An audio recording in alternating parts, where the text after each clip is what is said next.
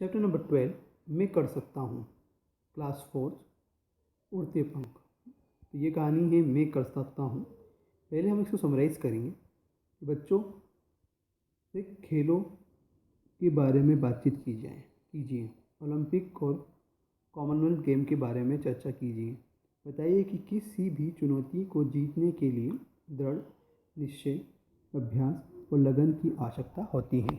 तब कोई शारीरिक कमजोरी भी आपका रास्ता नहीं रोक सकता है। आओ ऐसी ही एक धावक के बारे में पढ़ें।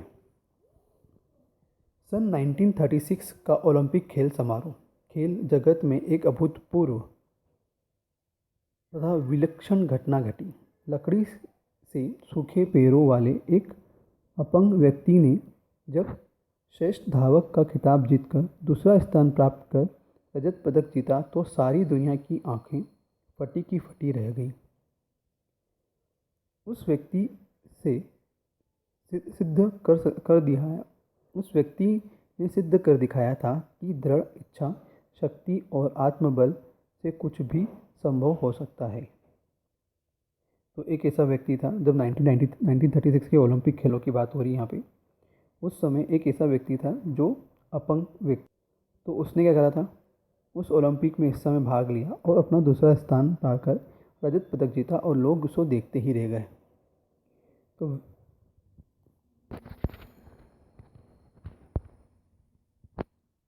वो व्यक्ति जन्म से ही अपंग नहीं था। बचपन में 8 वर्ष की उम्र में वह एक दुर्घटना का शिकार हो गया था। एक दिन वो अंगीठी चला रहा था। गलती से उसने मिट्टी के तेल की जगह उसमें पेट्रोल डाल दिया।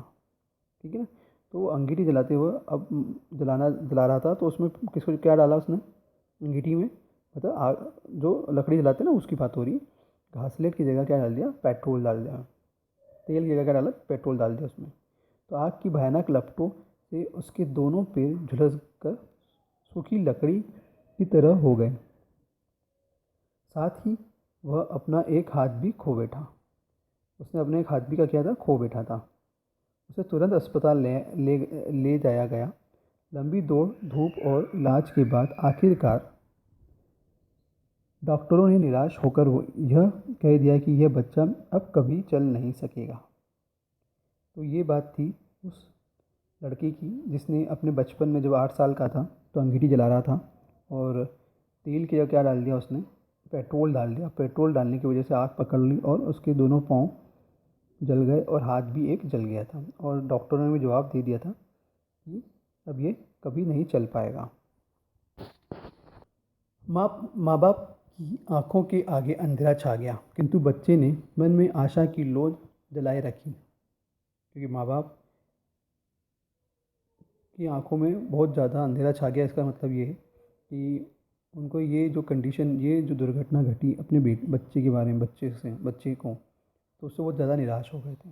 पर बच्चे ने अपनी आशा को नहीं खोया।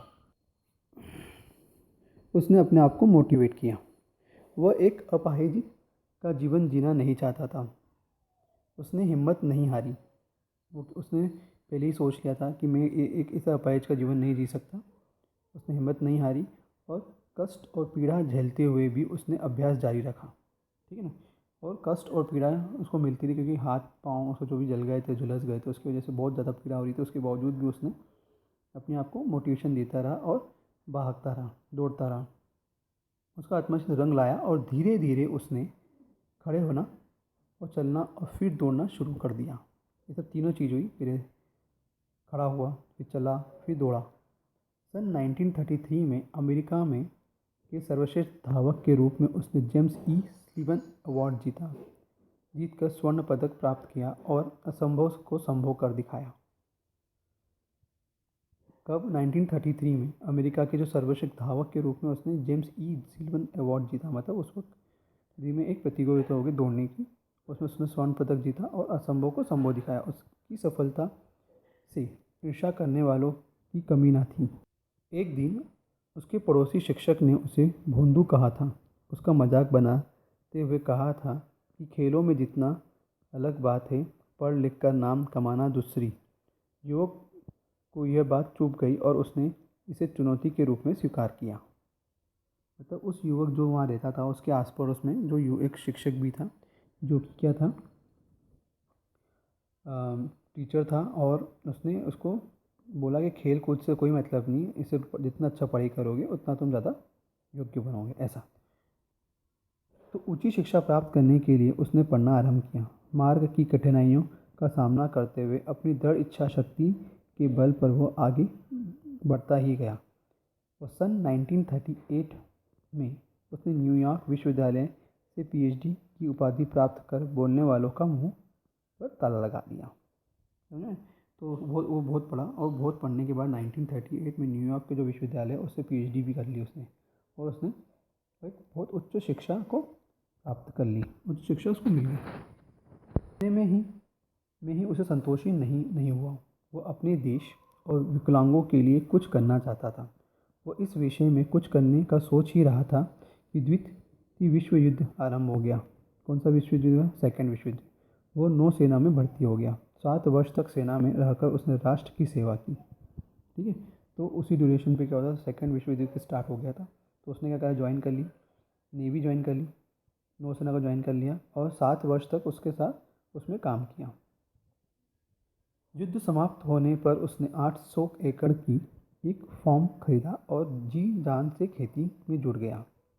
उसके बाद 7 साल तक जब उसने अपनी कंप्लीट की, मतलब वो सेना को पूरी अपना टाइम दिया, उसके बाद क्या किया, उसने वापस आया और 800 एकड़ की ज़मीन खरीदी और उसमें अपनी खेती बाड़ी शुरू कर दी। अपनी मेहनत से उसने अच्छा पैसा कमाया और खेती की आमदनी से उसने एक आश्रम की स्थापना की। जो भी उसको पैसा मिला उस खेती से उसने एक आश्रम की व्यवस्था की, स्टार्टिंग की। इस आश्रम ने लगभग 10,000 ऐसे विकलांग बच्चों को नया जीवन दिया, जिन्हें समाज ने कुछ ना कुछ सकने लायक समझकर एक तरफ कर दिया था। ठीक है ना। तो इस आश्रम ने उन लोगों को मोटिवेट किया जो विकलांग थे और जो कुछ नहीं कर रहे थे, या उनके घर वालों ने उनको छोड़ दिया था, एक तरफ पटक दिया था। तो उन लोगों को क्या, मोटिवेट करके उनको एक नई राह दिखाई। खेल, शिक्षा, देशभक्ति और समाज सेवा सभी क्षेत्रों में बड़े बड़े कीर्तिमान स्थापित करने वाले यह प्रतिभाशाली दृढ़ निश्चयी व्यक्ति था। अमेरिका का ग्लेन कनिंघम, जिसका नाम था, क्या नाम था, ग्लेन कनिंघम ने अपने जीवन और उपलब्धियों से विकलांगों को एक सम्मानित और पूर्ण जीवन जीने की प्रेरणा प्रदान की है। ठीक है। तो ये कहानी थी किसकी, ग्लेन कनिंघम की, जो कि क्या था, अपाहिज हो गया था वो खुद भी। उसने अपनी दृढ़ शिक्षा से क्या करा, दौड़ में हिस्सा लिया, मतलब स्पोर्ट्स में हिस्सा लिया और उसमें भी जीता।